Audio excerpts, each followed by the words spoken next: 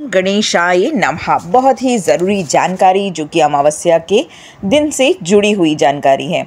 देखिए, जो भी ज़िंदगी में समस्याएं आ रही हैं, परेशानियां आ रही हैं, दुख तकलीफ़, लड़ाई झगड़े घर में, बैर विरोध और बाधाएं हैं हमारी जीवन में, तो उसके लिए हमें थोड़े से काम करने हैं और उन कामों को आप चाहें तो लिख भी सकते हैं और इन कामों को आपको 3 से 4 अमावस्या तक करना है।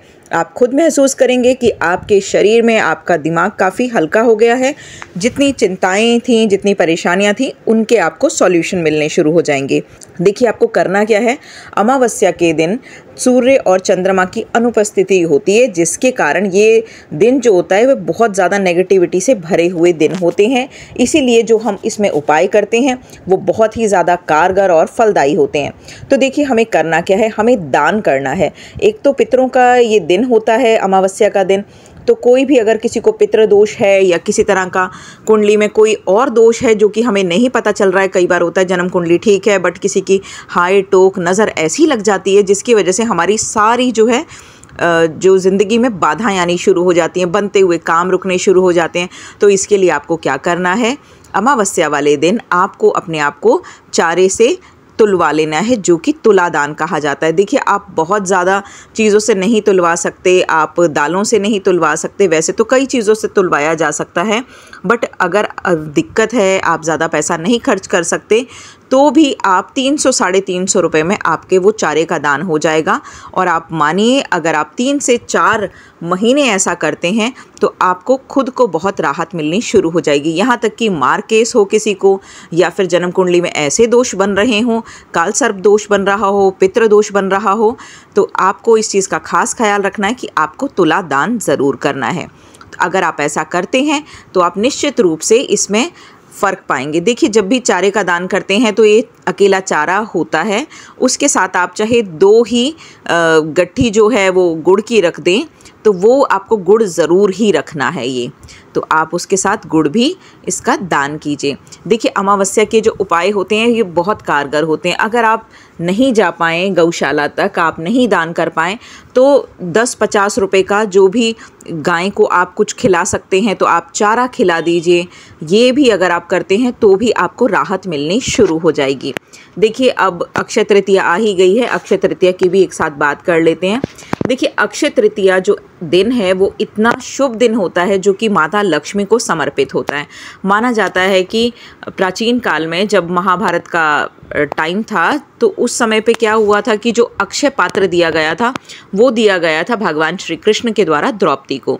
तो जो वो अक्षय पात्र था उसमें क्या होता था कि जब तक द्रौपदी भोजन नहीं कर लेती थी वो बटुही जो है वो खाली नहीं होती थी। तो ये जो था ये अक्षय पात्र इस दिन दिया गया। इसका मतलब ये भी माना जाता है कि इस दिन जो भी आप कर्म करते हैं और आप अच्छे कर्म करते हैं वो उसका क्षय नहीं होता है।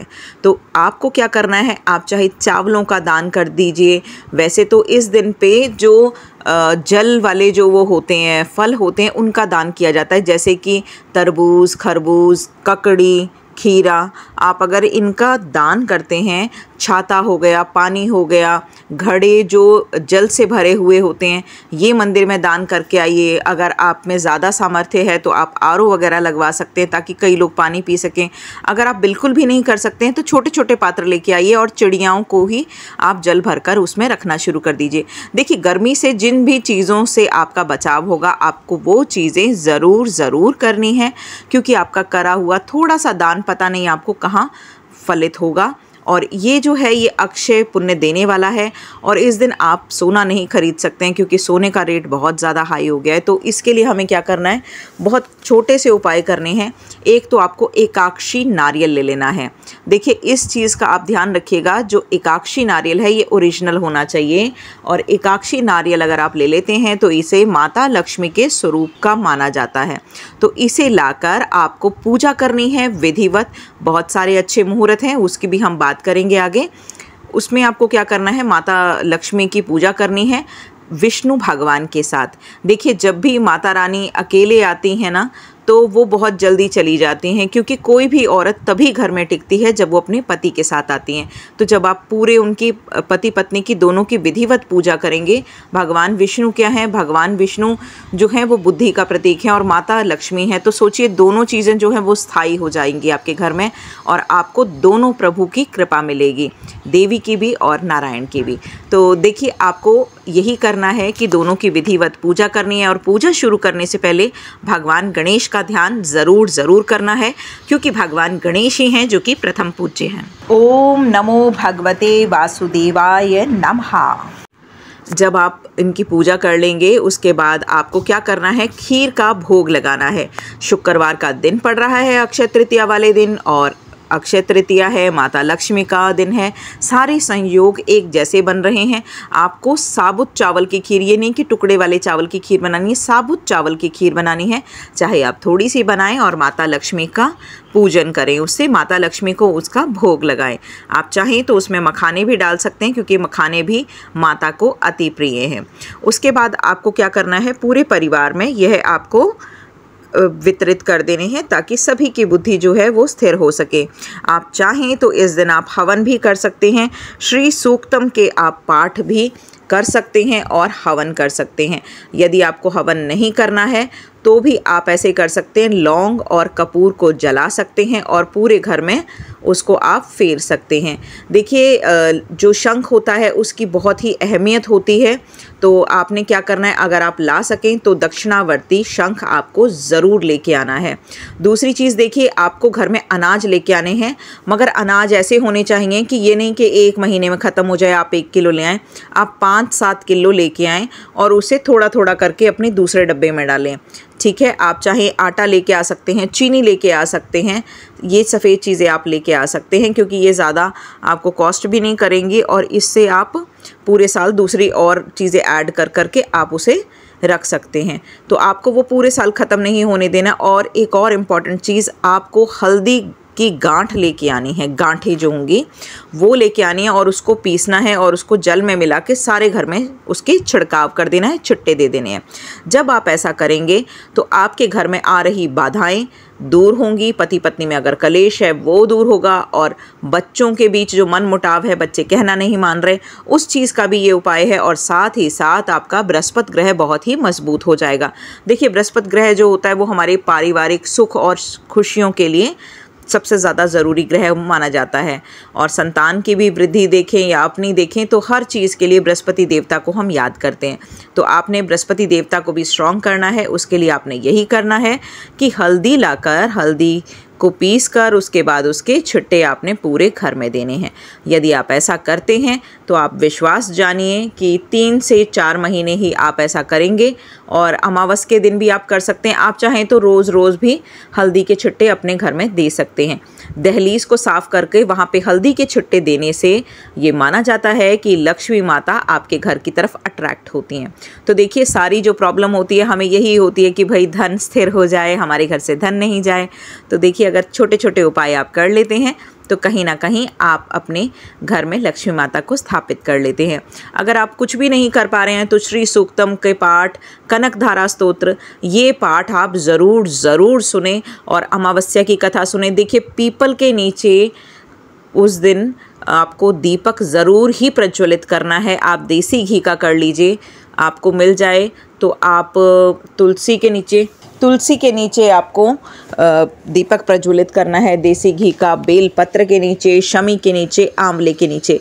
इन 5 जगहों पे आप अगर कर लेते हैं और केले के नीचे भी, इनमें से कोई भी जगह अगर आप करते हैं तब भी माना जाता है कि लक्ष्मी माता उनके घर में स्थायी हो जाती हैं। यदि आप जा ही रहे हैं मंदिर तो आप एक बारी में ही ये 5-6 दीपक आप प्रज्वलित कर दीजिए और उसके बाद आप देखिएगा। देखिए भगवान शिव ने ही कुबेर को कुबेर बनाया है, ये बात हम सभी लोग जानते हैं। ये बात शिव पुराण में भी लिखी गई है। तो आपने क्या करना है, शिव मंदिर में दीपक ज़रूर ही प्रज्वलित करना है अक्षय तृतीया के दिन। देखिए अक्षय तृतीया का जो दिन है उसका मैंने बताया पुण्य कभी भी क्षय नहीं होता। तो आपको बड़ा दीपक ले लेना है। आप चाहें तो चौमुखी दीपक ले लीजिए और उसको प्रज्वलित कर दीजिए देसी घी से और किसी पंडित जी को ही बोल दीजिए कि पंडित जी इस दीपक का ध्यान रखिएगा।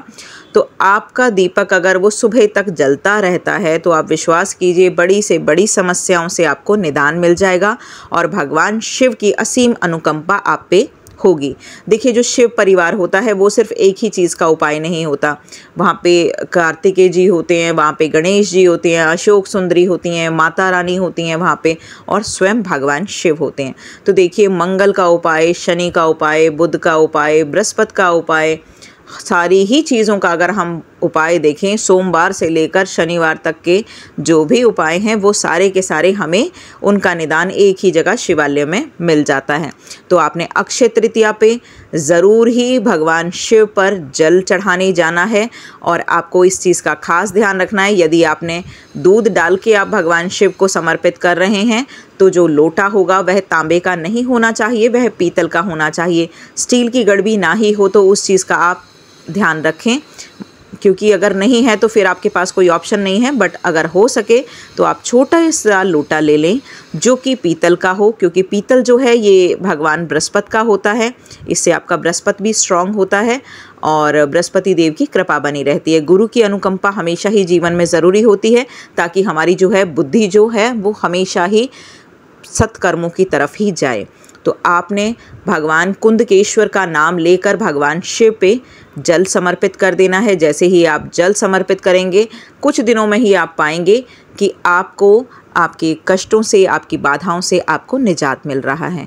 तो आपको ये उपाय ज़रूर करने हैं और वहाँ पे देसी घी का दीपक ज़रूर प्रज्वलित करके आइए। देखिए सुबह जो आप पूजा करेंगे वो तो आप करेंगे ही, मगर जो मैंने आपको दीपक का उपाय बताया है, जो चौमुखी दीपक का उपाय बताया है, वो आपको रात को प्रज्वलित करना है और अगर हो सके तो उसमें घी ज़्यादा डाल के आइएगा ताकि वो ज़्यादा देर तक जलता रहे। ठीक है, आज के लिए ही इतनी ही जानकारी। उससे पहले अब आप मेरे चैनल को लाइक, शेयर, सब्सक्राइब कर दीजिए। अगर आपको ऐसी ही वीडियो पसंद आती हैं तो मेरे चैनल पे हर चीज़ की प्लेलिस्ट रखी हुई है, आप आके उसमें देख सकते हैं। अक्षय तृतीया पे की जाने वाली पूजाएं, माता लक्ष्मी की कथाएं सारी ही इस पे दे रखी हैं प्लेलिस्ट में। तो आप एक बार आके चेक कीजिए और मेरे चैनल को लाइक भी ज़रूर कीजिए, इससे हमें मोटिवेशन मिलता है। हर हर महादेव।